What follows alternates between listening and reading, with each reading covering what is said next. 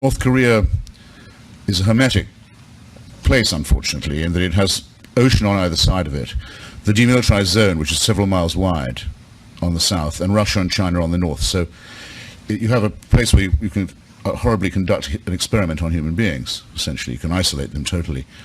The North Korean state was set up in the same year that Orwell published 1984.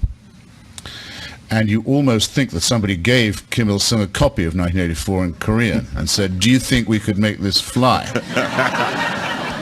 And he said, well, I can't be sure, but we sure can give it the old college try. Ask yourself if you really wish it was true that there was a celestial dictatorship that watched over you from the moment you were born, actually the moment you were conceived, all through life, night and day, knew your thoughts, waking and sleeping. Could in fact convict you of thought crime. The absolute definition of a dictatorship can convict you for what you think, or what you privately want, what you're talking about to yourself, that monitors you like this, under permanent surveillance, control, and supervision, and doesn't even let go of you when you're dead, because that's when the real fun begins. Now, my question is this. Who wishes that that were true? Who wants to lead the life of a serf in a celestial North Korea? I've been to North Korea. I'm one of the very few writers who has. I'm indeed the only writer who's been to all three axis of evil countries, Iran, Iraq, and North Korea. And I can tell you, North Korea is the most religious state I've ever been to. I used to wonder when I was a kid, what would it be like praising God and thanking him all day and all night? Well, now I know.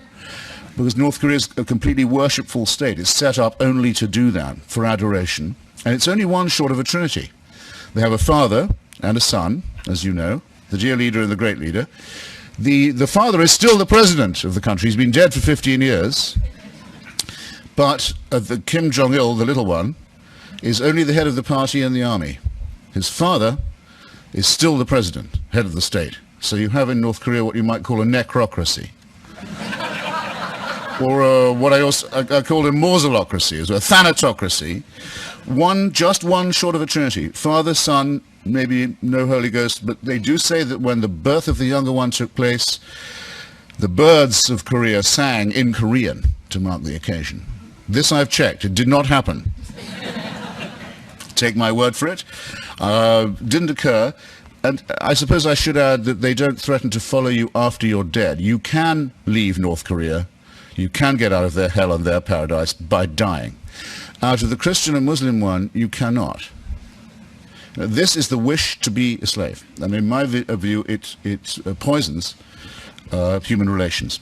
It's probably the stupidest thing the human race does, is to look for patterns in this way and say, when a baby falls out of a high-rise building and bounces on the grass below, that must be God.